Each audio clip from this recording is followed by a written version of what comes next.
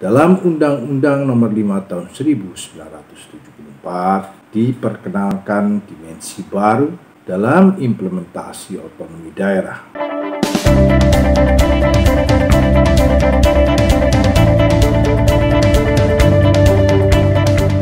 Assalamualaikum warahmatullahi wabarakatuh. Salam jumpa kembali dalam mata kuliah otonomi daerah bersama saya Imam Trikarso Hadi selaku dosen pengampu. Dan pada kesempatan ini kita akan membahas materi tentang penyelenggaraan pemerintah daerah di bawah Undang-Undang Nomor 5 Tahun 1974. Mahasiswa dan mahasiswi Universitas Indonesia Mandiri yang saya hormati dan yang saya banggakan. Dalam Undang-Undang Nomor 5 Tahun 1974 diperkenalkan dimensi baru dalam implementasi otonomi daerah, yaitu otonomi nyata dan bertanggung jawab. Di samping itu perhatian pembangunan lebih diarahkan kepada pembangunan ekonomi melalui program trilogi pembangunan, yaitu stabilitas yang mantap, pertumbuhan ekonomi, dan pemerataan pembangunan. Pengaruh signifikan dari paradigma tersebut terasa dalam sistem pemerintahan daerah. Menurut Undang-Undang Nomor 5 Tahun 1974, otonomi daerah adalah hak, wewenang, dan kewajiban daerah untuk mengatur dan mengurus rumah tangganya sendiri sesuai dengan peraturan perundang-undangan yang berlaku. Selanjutnya yang dimaksud dengan daerah otonom adalah kesatuan masyarakat hukum yang mempunyai batas wilayah tertentu yang berhak, berwenang, dan berkewajiban mengatur dan mengurus rumah tangganya sendiri dalam negara kesatuan Republik Indonesia sesuai dengan peraturan perundang-undangan yang berlaku. Kemudian dalam Undang-Undang Nomor 5 Tahun 1974 juga meletakkan dasar-dasar penyelenggaraan pemerintahan dengan prinsip yang pertama adalah desentralisasi, yaitu penyerahan urusan pemerintah dari pemerintah atau daerah tingkat atasnya kepada daerah menjadi urusan rumah tangganya. Yang kedua adalah dekonsentrasi, yaitu pelimpahan wewenang dari pemerintah atau kepala wilayah atau kepala instansi vertikal tingkat atasnya kepada pejabat di daerah.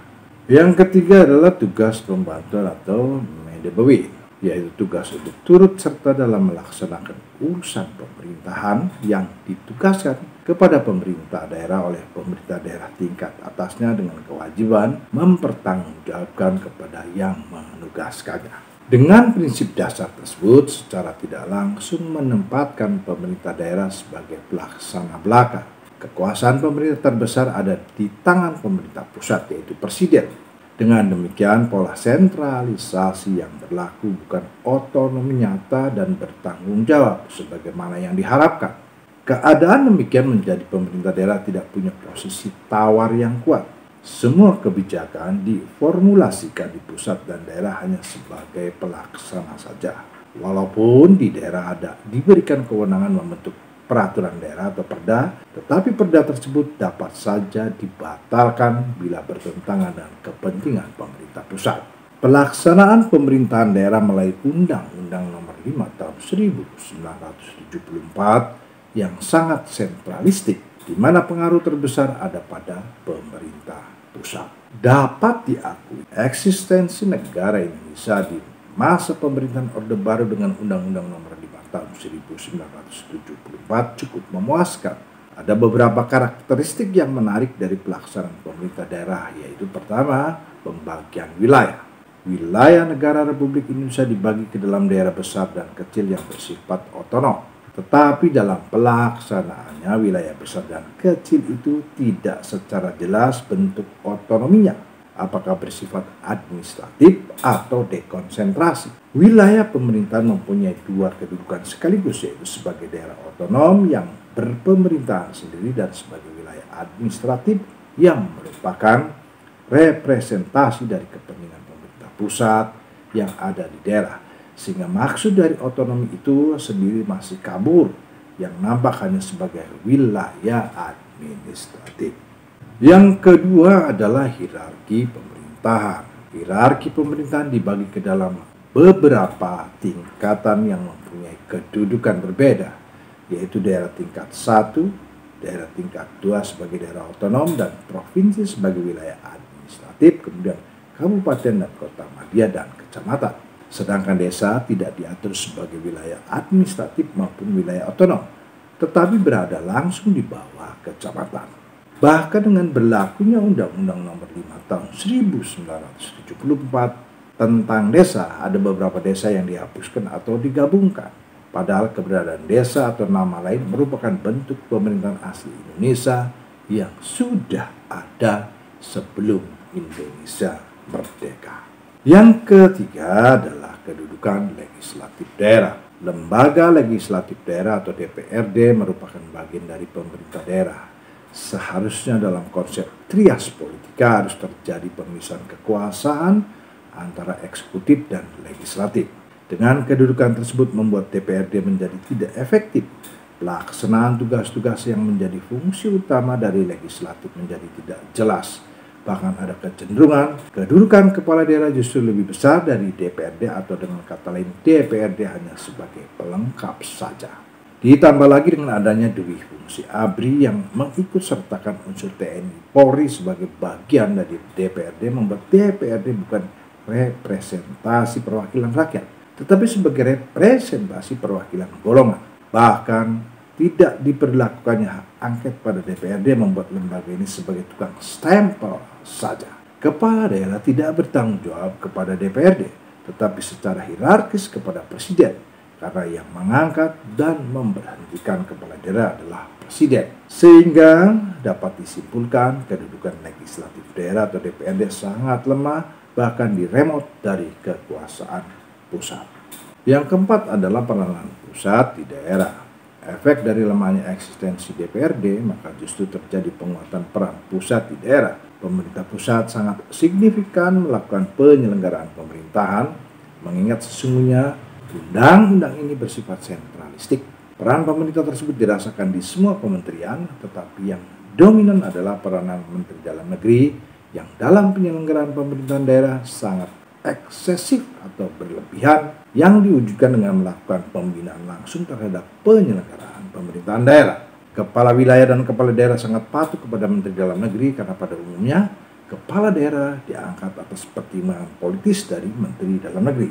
Bentuk dari eksesifnya pemerintah pusat di daerah sampai kepada penentuan kebijakan pemerintah daerah yang dinilai berlebihan. Bahkan pada masa itu instruksi presiden dijadikan landasan normatif untuk melaksanakan kebijakan publik di daerah. Besarnya pengaruh dekonsentrasi dan tugas perbantuan sampai terjadi keseragaman program dan kebijakan tanpa melihat perbedaan geografis, geologis, dan geopolitis di daerah. Sebagai contoh adalah program IDET atau Impres Daerah Tertinggal, bantuan sapi, varietas padi, dan lain-lain. Yang kelima adalah menyangkut keuangan daerah. Pengelolaan keuangan daerah dilakukan sangat sentralistik. Daerah tidak diberikan akses yang luas untuk mengelola sendiri keuangannya. Peranan instruksi presiden menjadi sarana kebijakan yang terpusat untuk mendikte daerah, dan kebanyakan program-program di daerah diatur langsung melalui APBN dengan berbagai bentuk sarana kebijakan. Di samping Impres juga dipraktekkan prinsip dekonsentrasi dan tugas perbantuan yang menjadikan keuangan daerah tidak maksimal. Di daerah ada yang menyusun APBD, tetapi dalam penyusunan dan pelaksanaannya dilaksanakan secara terpusat. Ekspektasi APBN ke dalam APBD sangat dominan. Tidak ada formulasi pengukuran celah fiskal daerah, sehingga tidak diketahui daerah-daerah yang potensial dan daerah miskin. Semua daerah digolongkan sama sebagai bawahan pusat. Akibat dari ekspektasi APBN ke dalam APBD yang sangat dominan, maka keberadaan APBD terkesan sebagai pelengkap saja. Dalam APBD besar sekali aliran dana terdekonsentrasi dibandingkan dengan pendapatan asli daerah. Dikte APBD tersebut bertujuan politis untuk melemahkan potensi daerah, termasuk daerah penghasil sekalipun seperti Aceh, Riau, dan Kalimantan Timur. Program pembangunan fisik yang besar bersumber dari APBN. Berdasarkan kondisi tersebut, maka dapat disimpulkan beberapa karakteristik penyelenggaraan pemerintah daerah melalui Undang-Undang Nomor 5 Tahun 1974 sebagai berikut. Pertama adalah konsentrasi kekuasaan ada di lembaga eksekutif, yaitu kepala daerah. ditutupnya akses parpol dalam pemerintahan daerah. Kemudian ketiga, tidak berlakunya hak angket pada legislatif di daerah. Keempat, kepala daerah tidak bertanggung jawab kepada DPRD tetapi secara hierarkis kepada presiden. Yang kelima adalah kepala daerah hanya memberikan keterangan pemerintahan dan pembangunan kepada DPRD. Oleh sebab itu kemudian timbul kesenjangan antar daerah yang lazim kita sebut disparitas, yang menjadi cikal bakal lahirnya tuntutan reformasi sistem ketatanegaraan di daerah. Setidaknya terdapat 5 kesenjangan kronis, yaitu pertama, kesenjangan pendapatan antar daerah, kedua, kesenjangan investasi antar daerah, ketiga, pemusatan industri, keempat, pendapatan daerah dikuasai pusat, dan kelima adalah net negatif transfer yang besar. Di samping terdapat kesenjangan kronis sebagaimana yang saya sebutkan tadi, kita tidak bisa memungkiri bahwa pemerintah di bawah kendali Undang-Undang Nomor 5 Tahun 1974 telah berhasil mencapai kemajuan yang signifikan dalam mengelola negara Indonesia. Keberhasilan pembangunan nasional dengan sistem perencanaan pembangunan yang sistematis melalui pelita atau pembangunan 5 tahun telah mengantarkan Indonesia sejajar dengan negara-negara dunia ketiga lainnya. Bahkan Indonesia yang dijuluki negara sedang berkembang akan bangkit sebagai macan Asia bila seluruh tahapan pelita terrealisasi dengan baik. Di antara keberhasilan penyelenggaraan pemerintah di masa Orde Baru, yaitu pelaksanaan pembangunan yang berbasis perencanaan yang komprehensif melalui pelita, telah berhasil meletakkan fondasi yang strategis dalam pelaksanaan pembangunan secara berkelanjutan, sehingga berdampak positif dalam pencapaian yang terencana dengan baik, seperti terciptanya stabilitas keamanan dalam negeri yang mantap, tercapainya swasembada pangan, terbangunnya fasilitas infrastruktur dasar seperti jalan, jembatan, pasar, sekolah, rumah sakit yang sangat diperlukan oleh masyarakat Indonesia, dan keterlibatan aktif dalam lembaga-lembaga internasional sebagaimana amanah Undang-Undang Dasar 1945. Keberhasilan tersebut tidak terlepas dari sistem sentralisasi pemerintah yang dijalankan dan ditopang dengan strategi pelaksanaan yang jitu seperti Dwi Fungsi ABRI yang berperan sebagai pendamping pelaksanaan program-program pemerintah di samping tugas pokoknya sebagai unsur pertahanan negara. Sebaliknya, keterpurukan pemerintah Orde Baru disebabkan oleh kondisi dalam negeri dan kondisi luar negeri. Kondisi di dalam negeri diantaranya adalah pelaksanaan pemerintahan yang sentralistik telah menimbulkan disparitas yang akut di berbagai daerah. Disparitas itu bukan hanya kota dan desa, tetapi antar Jawa dan luar Jawa. Kemudian tumbuh suburnya konglomerasi yang menggerogoti sumber daya alam Indonesia sebagai penyimpangan dari Undang-Undang 1945, utamanya pasal 33. Sistem instan dalam pelaksanaan pembangunan yang mengedepankan impor daripada ekspor, sehingga menjadikan Indonesia sangat tergantung kepada negara-negara barat.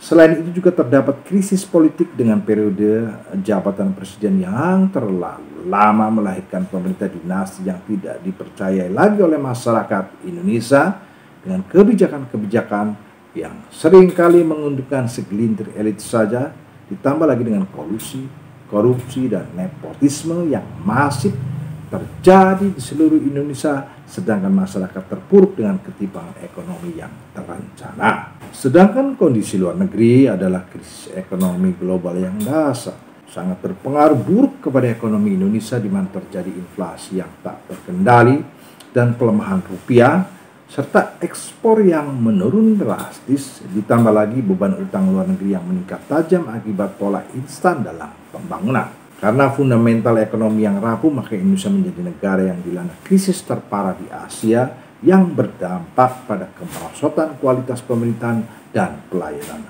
publik. Demikian materi kita kuliah pada kesempatan kali ini. Kita berjumpa kembali Senin depan, dan saya selaku dosen pengampu mengucapkan terima kasih. Wassalamualaikum warahmatullahi wabarakatuh.